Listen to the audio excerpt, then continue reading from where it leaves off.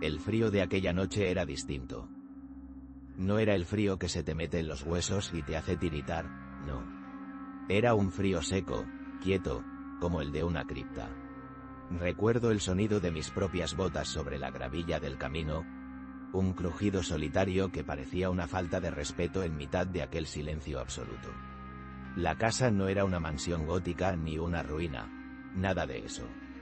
Era una casona de piedra, sólida, aislada en mitad de la nada, con unas pocas luces amarillentas parpadeando tras los ventanales. Parecía un faro varado en un mar de oscuridad. Me recibió un hombre que se presentó como señor Valdemar.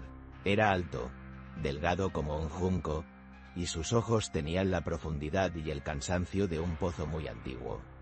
Me guió sin apenas hablar por pasillos largos, cubiertos de alfombras que ahogaban nuestros pasos, hasta una sala circular inmensa. Y allí, en el centro, bajo un pesado candelabro de cristal, estaba ella. Hal Dama de Plata, una autómata de tamaño natural sentada frente a un piano de cola. Era la obra de ingeniería más exquisita que mis ojos de joven restaurador habían visto jamás. Cada dedo, cada rizo de su pelo metálico, cada pliegue de su vestido de seda y filigranas de plata era perfecto. Pero su rostro era lo que te atrapaba. Tenía una expresión de melancolía serena, de una belleza tan dolorosa que resultaba casi humana. Valdemar me ofreció un contrato. El sueldo era una cifra que, en aquel 1982, podía cambiarte la vida. El trabajo, devolverle a la dama su movimiento y, sobre todo, su música. Pero el contrato tenía cláusulas extrañas. Debía trabajar solo, de noche. No podía traer a nadie a la propiedad. Y la más extraña de todas. Bajo ningún concepto debía intentar abrir el compartimento sellado que había en su pecho, justo donde estaría el corazón. Y yo os pregunto, ¿y tú qué habrías hecho? ¿Habrías aceptado un trabajo así, con un sueldo que te cambiaba la vida, pero con unas condiciones que te helaban la sangre? Yo acepté. La ambición y la curiosidad profesional son una mezcla muy peligrosa. Las primeras semanas fueron un desafío técnico fascinante. Me sumergí en un laberinto de engranajes diminutos, contrapesos de mercurio y cilindros de música con miles de púas de acero. Era un mecanismo de una complejidad que rozaba lo imposible. Valdemar me observaba a veces desde la penumbra del salón, sin decir nada, con una copa de vino en la mano, como un espectro paciente. La única otra presencia en la casa era Elvira, una mujer mayor que ejercía de ama de llaves. Se movía sin hacer ruido, con una eficiencia silenciosa que resultaba inquietante. Nunca hablaba si no era para anunciarme que la cena estaba lista. Sus ojos, sin embargo, hablaban por ella. Me miraban con una mezcla de pena y advertencia, sobre todo cuando me veían absorto en las entrañas de la Dama de Plata. A medida que avanzaba, empecé a sentir algo extraño. No era miedo, al menos no al principio. Era una sensación de compañía. A veces, mientras ajustaba un resorte delicado en el interior de una de sus manos, tenía la vívida impresión de que un dedo se movía por sí solo, un roce casi imperceptible contra mi piel. Lo achacaba al cansancio, a la tensión de los muelles. Otras noches, juraría que, al levantar la vista, su cabeza no estaba en la misma posición en la que la había dejado. Ligeramente girada hacia mí, como si me estuviera observando de reojo. El silencio de la casa empezó a pesarme. No era un silencio pacífico. Era un silencio denso, expectante, como el que precede a una nota musical que nunca llega a sonar. Empecé a hablarle al autómata. Al principio eran susurros técnicos: vamos a ver este piñón, cuidado con este cabol. Pero poco a poco, se convirtieron en conversaciones unilaterales. Le contaba cosas de mi día, de mis sueños.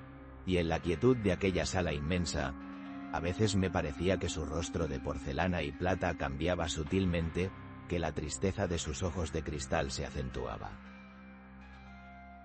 Una noche, mientras limpiaba el polvo acumulado en la base del piano, encontré unas iniciales grabadas en la madera, casi ocultas: LV.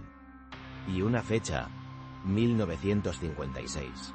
Me di cuenta de que la autómata no era tan antigua como yo pensaba. Tenía menos de 30 años. ¿Quién era LV? ¿Y por qué alguien construiría algo tan complejo y hermoso para dejarlo de caer en el silencio?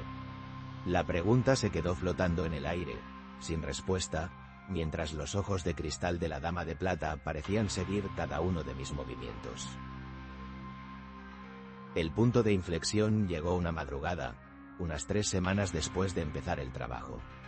Estaba ajustando el mecanismo principal, el que conectaba el torso con los brazos, y tuve que introducirme casi por completo en la espalda de la autómata. El olor a aceite viejo y a metal frío era abrumador.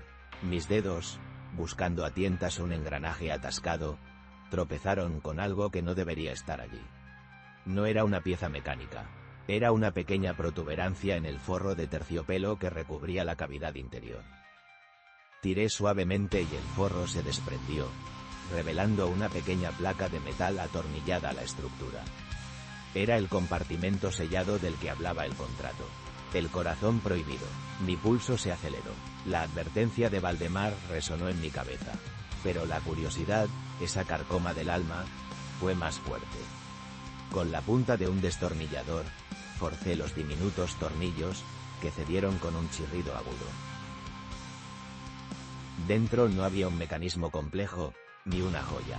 Había un único objeto, un pequeño camafeo de plata, ennegrecido por el tiempo. Lo abrí con manos temblorosas. Contenía 2 cosas. En un lado, un mechón de cabello castaño, increíblemente sedoso. En el otro, una diminuta fotografía en blanco y negro de una mujer. Era joven, quizá de unos 25 años, y sonreía a la cámara con una alegría radiante. Y entonces, un escalofrío me recorrió la espalda hasta la nuca. La mujer de la foto y la Dama de Plata eran idénticas. No se parecían. Eran la misma persona, la misma estructura ósea, los mismos ojos almendrados, la misma boca. Pero la expresión era un mundo de diferencia. La mujer de la foto estaba viva, vibrante. La autómata era su eco congelado en una tristeza perpetua. En ese momento, comprendí que no estaba reparando una máquina. Estaba profanando un mausoleo. La regla del contrato no era para proteger a la autómata. Era para proteger un secreto. Cerré el camafeo y lo volví a colocar todo en su sitio, con un sentimiento de culpa y terror que me atenazaba el estómago. Esa noche, el trabajo se sintió diferente. Cada pieza que tocaba, cada engranaje que giraba, parecía una profanación. Y por primera vez, cuando levanté la vista, no tuve la impresión de que me observaba. Tuve la certeza. En el reflejo del piano, vi su rostro de plata, y por un instante, uno solo, la expresión no fue de melancolía. Fue de súplica.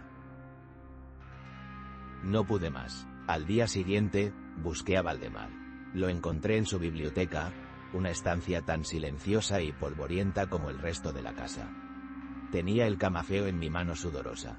Se lo mostré sin decir una palabra. Él no se sorprendió, ni se enfadó, simplemente bajó la mirada hacia el pequeño objeto de plata, y su rostro se contrajo en una mueca de dolor tan profundo que me sentí como un intruso en un funeral privado. «Sientad», dijo con una voz que era apenas un susurro. Y entonces, me lo contó todo. Se llamaba Leonora, era su esposa, una concertista de piano de un talento prodigioso, un espíritu libre y vibrante. Era la música hecha persona, dijo Valdemar, con los ojos perdidos en el recuerdo. Se habían conocido, se habían amado con una pasión arrolladora, y se habían casado. Pero Leonora enfermó, una dolencia degenerativa que le fue robando, poco a poco, la movilidad de sus manos. Para una pianista, era una sentencia de muerte en vida. Él, en su desesperación y su arrogancia de hombre rico acostumbrado a comprarlo todo, decidió que no perdería su música. Contrató a los mejores ingenieros y artesanos de Europa para construir una réplica perfecta de ella. Una Leonora que nunca envejecería, que nunca enfermaría. Una Leonora cuya música sería eterna. Quería conservar su perfección para siempre, murmuró. La autómata se construyó mientras la verdadera Leonora se apagaba en una habitación del piso de arriba. Ella lo sabía, odiaba a esa muñeca de plata con toda su alma. La llamaba mi jaula de metal, mi reemplazo perfecto. Murió el mismo día en que los artesanos dieron la última pincelada al rostro de la autómata. Valdemar me confesó, con la voz rota, que ni siquiera estuvo con ella en su último aliento. Estaba abajo, en el salón, escuchando la primera melodía que tocaba la Dama de Plata. La historia me dejó sin aire. El horror no estaba en la autómata. El horror estaba sentado frente a mí. Era la historia de una obsesión monstruosa, de un amor que se había convertido en un acto de taxidermia emocional. Él no quería preservar a su esposa, quería poseer su talento, embalsamarlo en una máquina. El compartimento del corazón no guardaba un secreto, guardaba el único trozo real de ella que Valdemar había podido robar. «Termina el trabajo», me suplicó. Solo quiero volver a escucharla tocar como antes. Es lo único que me queda de ella. Esa noche, terminé el trabajo. Conecté el último cable, engrasé el último engranaje. La Dama de Plata estaba completa. Valdemar insistió en que me quedara para el concierto inaugural. Nos sentamos en el salón, él en un sillón de terciopelo, yo en una silla junto a la puerta, y Elvira, de pie, en un rincón oscuro, con el rostro más pálido que nunca. Valdemar le dio cuerda con una llave de oro. La autómata levantó las manos y empezó a tocar. La melodía era una pieza de Chopin, increíblemente compleja y hermosa. Cada nota era perfecta, precisa, matemáticamente exacta. Pero no había alma. Era una música fría, sin vida. Un eco perfecto, sí, pero un eco vacío. Valdemar lloraba en silencio, con una sonrisa extasiada en el rostro. Y entonces, ocurrió. En mitad de un pasaje rapidísimo, la autómata se detuvo. Un silencio sepulcral cayó sobre la sala. Valdemar levantó la cabeza, confundido. Lentamente, de forma antinatural, con un leve chirrido de metal, la Dama de Plata giró su cabeza. Sus ojos de cristal pasaron por encima del piano y se clavaron en los de Valdemar. Lo miró fijamente durante un segundo que se me hizo eterno. Luego, su cabeza giró un poco más. Y me miró a mí. No había nada en esa mirada. Era cristal y plata, pero sentí que me atravesaba. Y en ese instante, una única nota, una sola, sonó en el piano. No era una nota de la melodía de Chopin. Era una nota disonante, grave, un lamento sordo que vibró en el aire como un grito ahogado. Luego, tan lentamente como había empezado, su cabeza volvió a su posición original y sus manos cayeron sobre su regazo. El concierto había terminado. A la mañana siguiente, recogí mis herramientas, acepté el último sobre con mi paga y me fui de aquella casa sin despedirme. Mientras me alejaba por el camino de gravilla, eché con acento agudo un último vistazo. En una de las ventanas del piso de arriba, me pareció ver la silueta de Elvira, observándome. No sé si fue la distancia o el sol de la mañana, pero juraría que en su rostro había una leve, tristísima sonrisa de liberación. Nunca supe qué fue de Valdemar o de su perfecta muñeca. A veces, en noches muy silenciosas como esta, me pregunto si la Dama de Plata sigue tocando su música perfecta y vacía en aquella sala. O si, de vez en cuando, interrumpe la melodía para lanzar al aire esa única nota equivocada. Esa nota de protesta, esa nota que era lo único que quedaba del alma de Leonora, atrapada en su propia jaula de perfección. Desde aquel día, nunca volví a mirar igual un objeto antiguo. Me pregunto cuántos de ellos no guardan una historia, sino que son una jaula.